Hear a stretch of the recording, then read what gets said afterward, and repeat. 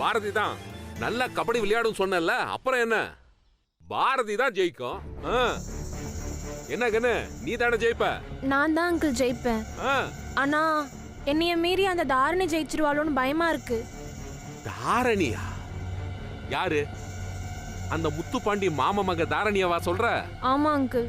அட என்னம்மா நீ, அந்த தாரணி நல்லா கபடி விளையாடுற பொண்ணுதான். இருந்தாலும் அது சும்மா இந்த ஊர்லயும் அக்கம் பக்கத்து ஊர்லயும் விளையாடுற புள்ள. அது போய் நேஷனல் போட்டியில எல்லாம் விளையாடி ஜெயிக்குமா? நீ டவுன்ல கபடி விளையாடி பழகுன புள்ள, உன்னை விட அது நல்லா விளையாடிடுமா? அதுக்கு போய் பயந்துகிட்டு நீ தான் கண்டு ஜெயிப்ப, தைரியமா இரு.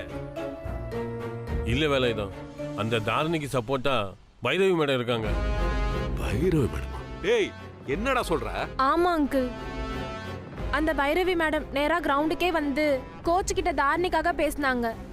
அவ தான் நேஷனல் செலக்ஷன்ல ஜெயிக்கணும்னு சொல்லி கோச் கிட்ட அவளுக்கு நல்லா பிராக்டிஸ் கொடுக்க சொன்னாங்க அங்கிள்.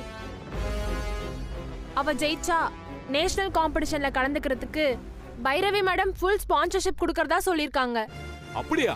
பைரவி மேடம் அவங்க இன்ஃப்ளூயன்ஸை வச்சு தாரணியை ஜெயிக்க வச்சிருவாங்களோன்னு எனக்கு பயமா இருக்கு அங்கிள்.